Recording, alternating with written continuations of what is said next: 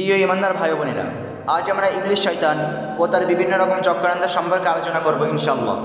আমরা জানি মানুষের সবচেয়ে বড় শত্রু হল ইবলিশ শয়তান। আল্লাহ তাআলা সূরা ইউসুফের 5 নম্বর আয়াতে বলেছেন, ইন্নাশ শাইতানা লিল ইনসানি আদুউম মুবিন। নিশ্চয় শয়তান মানুষের প্রকাশের শত্রু। তাই প্রকাশের শত্রু সম্পর্কে অবগত হওয়া আমাদের সকলের জন্য অত্যন্ত জরুরি। তা না হলে আমরা যে কোনো মুহূর্তে শয়তানের ধোকায় পড়ে পথভ্রষ্ট হয়ে যাব। আল্লাহ তাআলা সূরা রহমানের 15 নম্বর আয়াতে বলেছেন, ও খলাকাল জান্না মিন মারিজিম মিন নার। আল্লাহ জিন জাতিকে খাঁটি আগুন থেকে সৃষ্টি করেছেন। এই পৃথিবীতে মানব জাতির আগে জিনেরা বসবাস করত। সেই জিনেদেরই একজন হলো ইবলিশ শয়তান। তাফসীরে তাবারিতে সূরা বাকারা 34 নম্বর আয়াতের ব্যাখ্যায় লেখা আছে, ফেরেশতারা জিনেদের মধ্য থেকে ইবলিশকে বাল্য অবস্থায় গ্রেফতার করে নিয়ে যায়।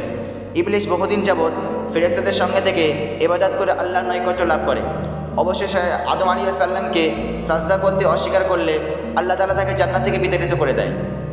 সূরা আরাফের 14 থেকে 17 নম্বর আয়াতগুলিতে উল্লেখিত আছে, ইবলিশ শয়তান জান্নাত থেকে বের হওয়ার সময় আল্লাহ তাআলার কাছ থেকে কিয়ামত পর্যন্ত বেঁচে থাকা ও মানুষের চতুর্দিক থেকে ধোঁকা দিয়ে পথভ্রষ্ট করার ক্ষমতা চেয়ে নিয়েছিল।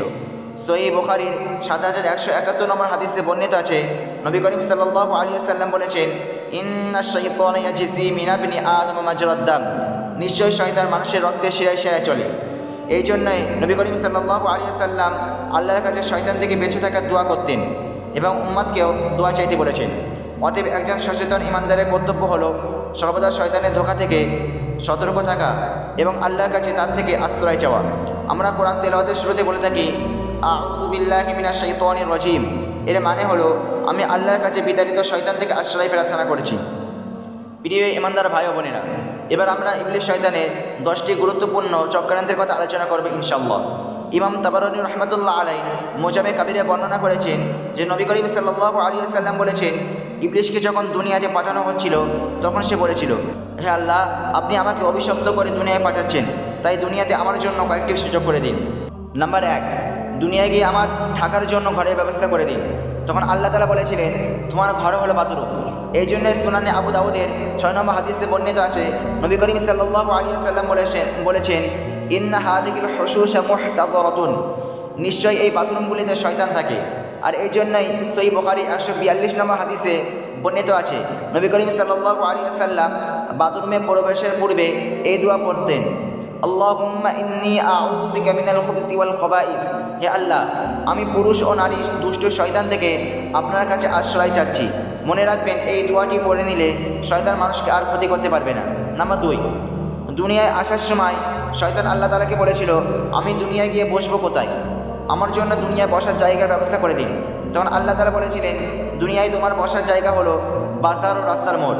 সহিহ মুসলিমের 6209 নম্বর হাদিসে বর্ণিত আছে, নবী করিম সাল্লাল্লাহু আলাইহি ওয়াসাল্লাম বলেছিলেন, বাজার হলো শয়তানের আড্ডাখানা। নাম্বার 3, শয়তান বলেছিল, হে আল্লাহ, দুনিয়ায় আমার খাদ্যের ব্যবস্থা করে দিন। তখন আল্লাহ তাআলা বলেছিলেন, মানুষেরা যে খাদ্য বিসমিল্লাহ না বলে ভক্ষণ করবে সেটা হবে তোমার খাদ্য। এ দ্বারা বোঝা যায় বিসমিল্লাহ না বলে পানাহার করলে তাতে কোনো বরকত হয় না, কেননা শয়তান তাতে ভাগ বসায়। মনে রাখবেন, হাদিসে খাওয়া শুরু করা বিভিন্ন রকম দোয়া বর্ণিত আছে। যদি সেগুলো মুখস্থ না থাকে তাহলে কমপক্ষে বিসমিল্লাহ বলে খাওয়া শুরু করা উচিত। তাহলে ইনশাআল্লাহ শয়তানের আক্রমণ থেকে বেঁচে যাবে। এও মনে রাখা দরকার যে যদি খাবার শুরুতে বিসমিল্লাহ পড়তে ভুলে যায় তাহলে খাবার মাঝে এটা পড়বেন, বিসমিল্লাহি আউওয়ালাহু ওয়া আখিরাহু। নাম্বার 4, শয়তান দুনিয়া আসার সময় আল্লাহকে বলেছিল, আমার জন্য পানির ব্যবস্থা করে দিন। তখন আল্লাহ তাআলা বলেছিলেন, তোমার জন্য দুনিয়ায় পানির ব্যবস্থা হলো মদ। সূরা মাইদার 90 নম্বর আয়াতে আল্লাহ তাআলা বলেছেন, ইয়া আইয়ুহাল্লাযীনা আমানু ইন্নামাল খামরু ওয়াল মাইসিরু ওয়াল আনসাবু ওয়াল আজলাম রিজসুম মিন আমালিশ শাইতানি ফাজতানিবুহু লাআল্লাকুম তুফলিহুন। হে ঈমানদারগণ, মদ, জুয়া, অপবিত্র শয়তানি কাজ, সুতরাং তোমরা এ থেকে বেঁচে থাকো, নিশ্চয়ই তোমরা সফলকামী হবে। নাম্বার 5, শয়তান আল্লাহ তাআলাকে বলেছিল, আপনি দুনিয়াতে আমার জন্য এমন কিছু ব্যবস্থা করে দিন যা দ্বারা আমি মানুষকে আমার পথে আহ্বান করব। তখন আল্লাহ তাআলা বলেছিলেন, এর জন্য তোমাকে দিলাম বাঁশি ও বাদ্যযন্ত্র। মুসনাদে বাজ্জারের 7513 নম্বর হাদিসে বর্ণিত আছে, নবী করিম সাল্লাল্লাহু আলাইহি ওয়াসাল্লাম বলেছেন, এই আওয়াজে আল্লাহ তাআলার লানত বর্ষণ হয়। নাম্বার 1, খুশির সময় বাঁশির আওয়াজ। আর নাম্বার 2, দুঃখের সময় ইনয়ে বিনয়ে কান্নার আওয়াজ।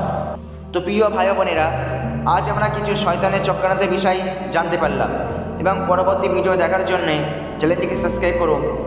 আল্লাহ তাআলা সকলকে শয়তানের চক্রান্ত থেকে বেঁচে থাকা তৌফিক দান করুক। আমিন।